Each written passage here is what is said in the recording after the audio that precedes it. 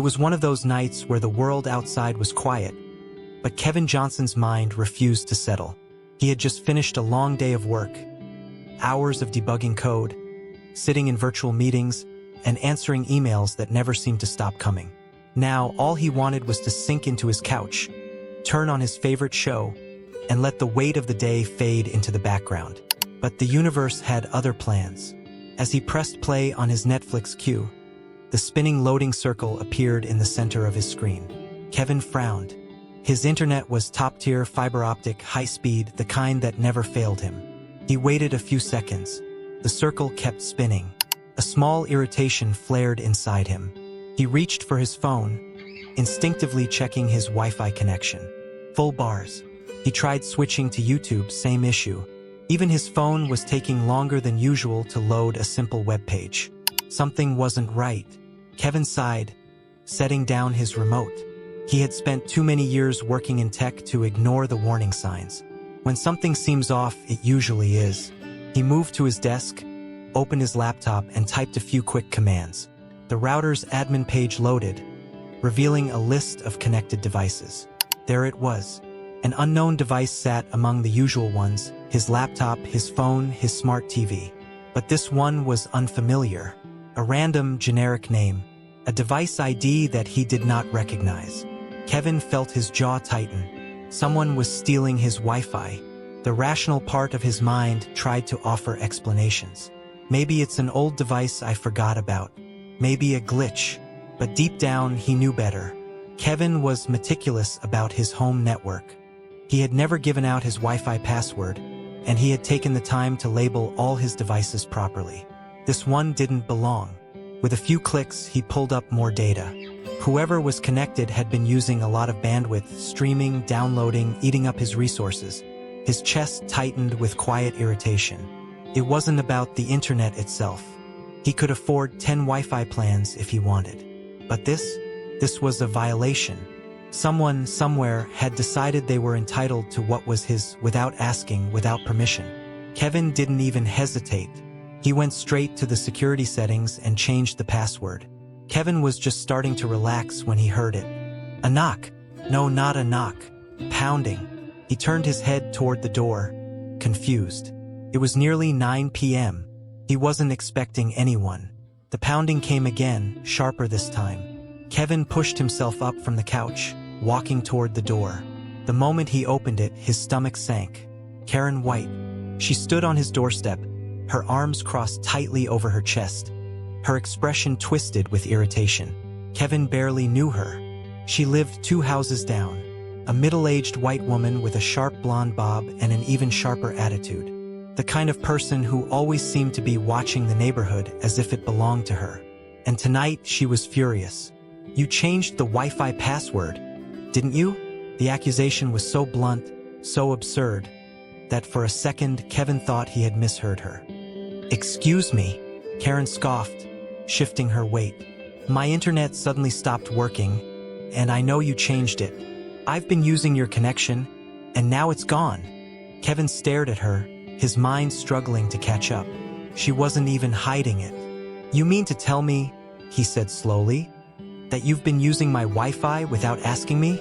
Karen rolled her eyes, like he was the one being unreasonable. "Oh, come on," she snapped. "It's just the internet. You obviously have more than enough. Why does it matter?" Kevin felt something cold settle in his chest. She wasn't embarrassed. She wasn't apologetic. She was standing here on his doorstep demanding his property, like it was her right. "You never even asked me," Kevin said, his voice calm, measured. "Would you have said yes?" She shot back. "That's not the point," he said sharply. Karen threw her hands up. "I needed it. My connection's been unreliable and I work from home. I figured since you're in tech or whatever, you wouldn't even notice." Kevin let out a short, humorless laugh. "Oh, I noticed." Her lips pressed together, her face twisting with frustration. "Look, just give me the new password, and we can forget this whole thing." Kevin exhaled slowly. "No," Karen blinked. "Excuse me?" "You heard me," Kevin said, folding his arms.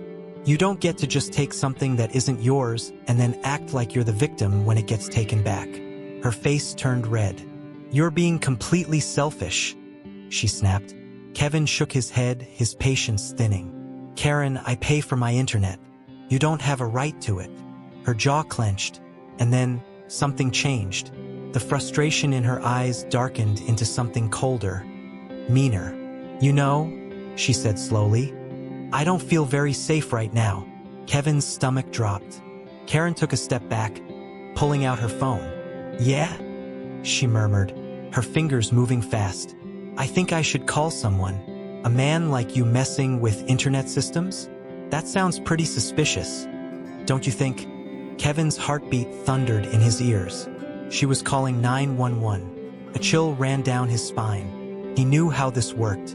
A white woman, a black man, a lie.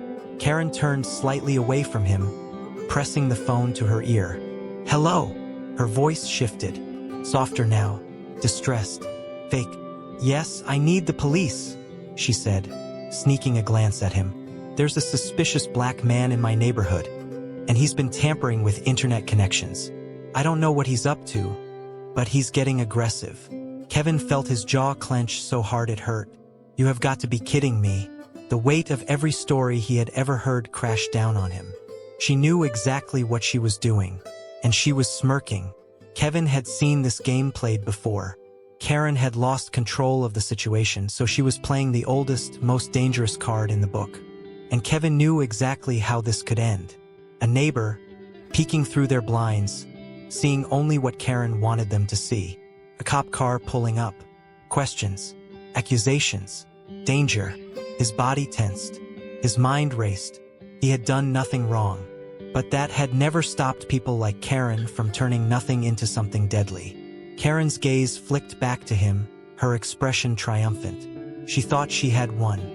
But what she didn't know, what she couldn't know, was that Kevin was already 3 steps ahead. And by the time the police arrived, she would regret every second of this.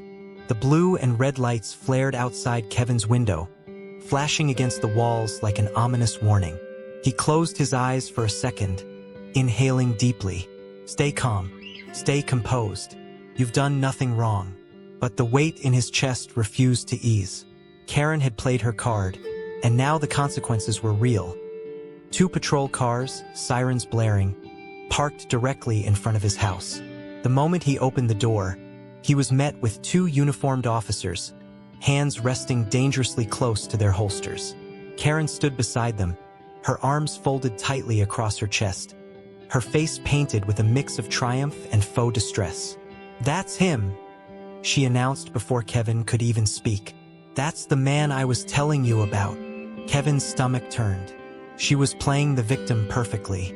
The taller officer, a middle-aged white man with a hardened expression, took a step forward. His badge read Officer Reynolds.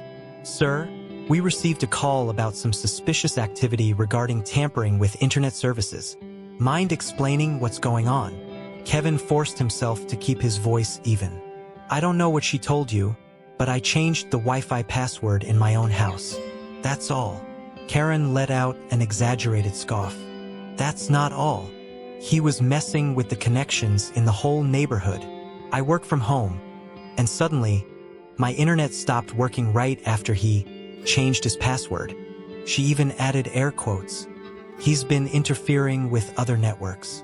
Probably hacking something. Kevin clenched his jaw. Hacking? The absurdity of the accusation was almost laughable, almost. The second officer, a younger black man named Officer Daniels, shifted uncomfortably, his eyes flickering between Kevin and Karen. Unlike his partner, he didn't look immediately convinced by Karen's theatrics. Sir, do you work in technology? Officer Daniels asked. Kevin nodded. Yes. I'm a software engineer, and I can promise you, I haven't touched anyone's network but my own. If her internet isn't working, that's not my fault. Officer Reynolds took a small step closer, his posture stiff. Then why was there a sudden change in connectivity in this area right after you altered your settings? Kevin exhaled slowly. There it was, the loaded question, the kind that made people like him, black men standing in their own doorways, dangerously close to being seen as a threat. He knew what they were expecting: a misstep, a sign of aggression, a reason to escalate. So he forced his hands to stay visible at his sides, his voice measured. "You're asking the wrong question, officer," he said. "You should be asking why she had access to my private network in the first place." The shift in atmosphere was subtle. Daniels hesitated. Reynolds, however, seemed unimpressed. Kevin could feel the tension like static in the air. He needed proof, something undeniable. He turned and walked toward his laptop, ignoring the stiffness in Reynolds' posture at the sudden movement. "I can show you my router logs," he said. "There was an unknown device connected to my Wi-Fi before I changed the password. And judging by how quickly she came to my door, I think we both know whose device it was." Karen's face flickered with something close to panic before she masked it with a scoff. "Oh, please, that doesn't prove anything." Kevin ignored her, his fingers flying across the keyboard as he accessed the router history. He pulled up the unfamiliar device's profile and began scanning deeper into the connection records. Then something strange caught his eye. Folder. Not just any folder, one that shouldn't exist. It had been left behind by the unknown device. Kevin's heartbeat quickened. He wasn't sure what it was yet, but something felt off. He clicked into the file directory, only to find a string of hidden documents and cached data that didn't belong on his network. Kevin's stomach sank. What the hell is this? He glanced at Karen. Her eyes darted toward the screen. That flicker of recognition. She knew. And now Kevin knew too. The question wasn't just about who was using his internet. It was about what they were using it for. And suddenly, this was much bigger than stolen Wi-Fi. Kevin carefully minimized the window and leaned back. His mind was already working ahead. He had to play this smart. He turned to the officers. "Look, if this is about my Wi-Fi, fine. But I think we have a bigger issue here. There's something on my network that I didn't put there. And if I had to guess, I'd say it came from the same person who called you here." Karen's face drained of color. "You're lying," she snapped. "Am I?" Kevin shot back smoothly. He turned his laptop slightly toward the officers. "How about we check?" Officer Daniels leaned in, curious despite himself. Reynolds, on the other hand, seemed irritated by the sudden shift. "This isn't relevant," Karen interjected quickly. "Why are we even?" But Kevin wasn't done. "If you're so innocent," he said, locking eyes with her, "then you won't mind letting them verify that this isn't your device's footprint on my network." Her lips pressed together in a thin line. Silence stretched between them. Kevin could see it happening. The unraveling. The way Karen's confidence wavered as she realized she might have overplayed her hand. The police had come here expecting to deal with a potential threat, him. But now the narrative was slipping. Kevin kept his gaze steady. "So, what's it gonna be?" Karen opened her mouth, then closed it. Checkmate. The tension in the room was suffocating.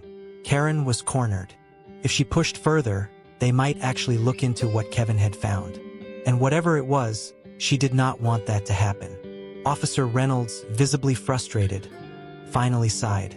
"Look, ma'am, if this is just a neighborly dispute over Wi-Fi, there's nothing illegal about someone changing their password. We don't handle internet issues." Karen's jaw tightened. "But we're done here," Reynolds said sharply. Karen clenched her fists. For the first time that night, she looked afraid. Officer Daniels gave Kevin a small nod before following his partner out the door. Karen lingered, her face flushed with anger and something else. Something darker. Kevin met her glare with an even expression. "Careful who you call next time, Karen. It might not go the way you expect." Her nostrils flared, but she said nothing. And then, with one last huff, she turned and stormed away. Kevin closed the door, letting out a breath he hadn't realized he was holding. He had won this round, but something told him this wasn't over yet. Kevin sat motionless, his eyes glued to the screen as he scrolled through the files. His hands felt cold, his heartbeat unsteady, a rhythmic pounding in his ears. He had expected to find traces of someone leeching off his Wi-Fi, maybe some neighbor too cheap to pay for their own connection. But this was something else entirely. The folder was filled with documents, images, and audio files, each meticulously categorized. He opened the first set emails. His brows furrowed as he skimmed through them. They weren't just his. They belonged to other people in the neighborhood. Kevin recognized some of the names. His next-door neighbors, the elderly couple down the street, the single mother who lived 2 houses over. These weren't hacked accounts. They were intercepted messages, private conversations plucked straight from the airwaves. His stomach tightened as he clicked into another folder. Images. His breath hitched. At first glance, they seemed like ordinary photos, grainy security camera stills. But then he noticed the angles, the perspectives. These weren't taken from outside. They were captured inside people's homes. He recognized familiar living rooms, kitchens, even bedrooms. One photo sent a cold shiver down his spine. A man tucking his daughter into bed. Kevin clenched his jaw. Who the hell had taken these? He scrolled further, his pulse quickening, until his entire body locked up. There was a photo of him, taken inside his apartment. He zoomed in, his breathing shallow. It was recent. His own living room, dimly lit by the glow of his TV. His back was turned to the camera, but there was no mistaking it. He had been watched.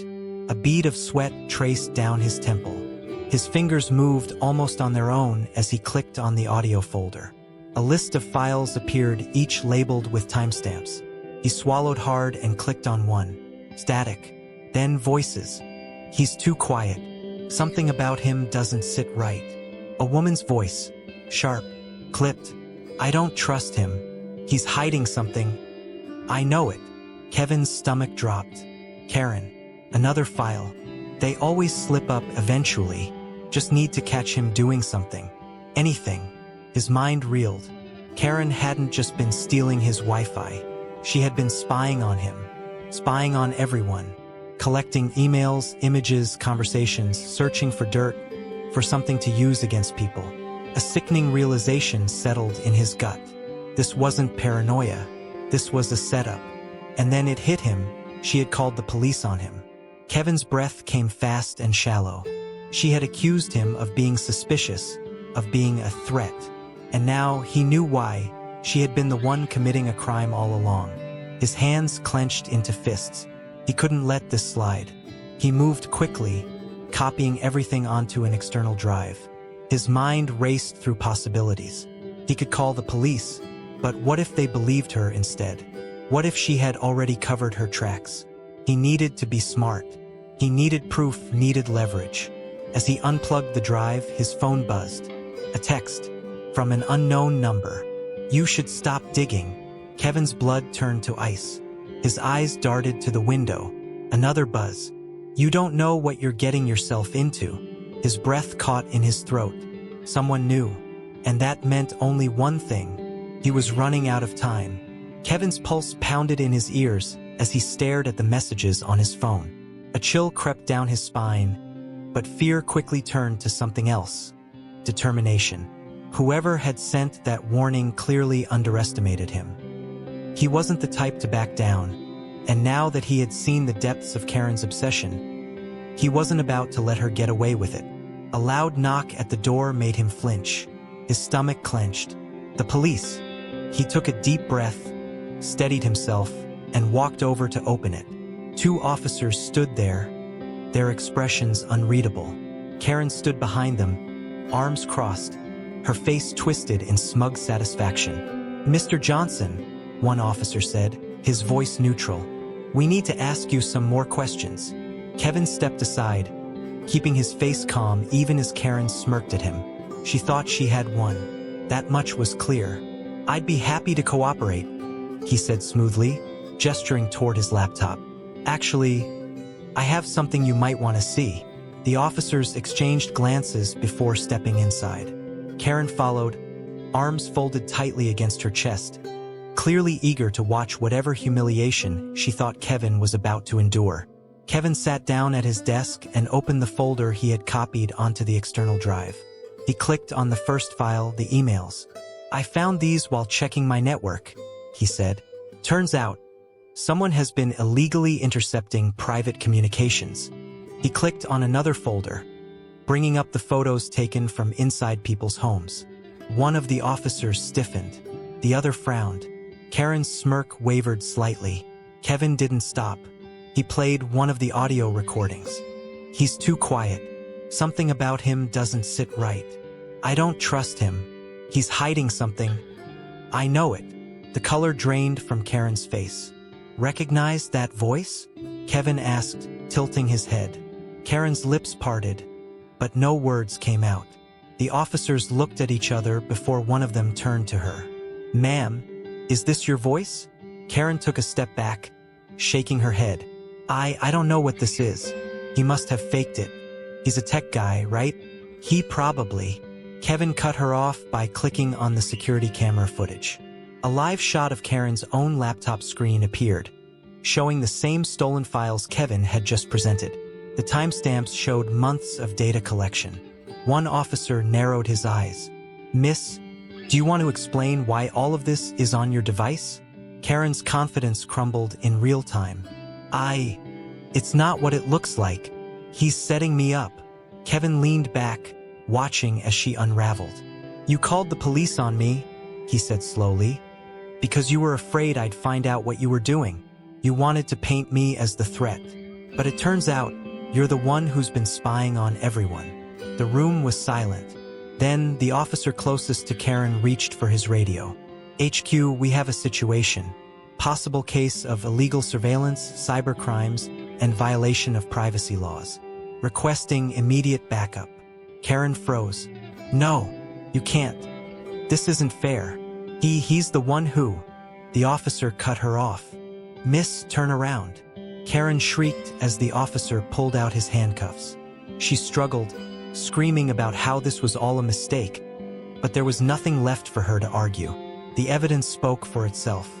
Kevin let out a breath he hadn't realized he was holding as the officers restrained Karen. As she was led toward the door, she whipped her head around to glare at him. "You think you've won?" she spat. "You think this is over?" Kevin met her gaze, his expression unreadable. "No," he said. "I think this is just the beginning." The door slammed shut behind them. Within hours, the news spread. By the next morning, the whole neighborhood knew the truth. And by the end of the week, so did the entire internet.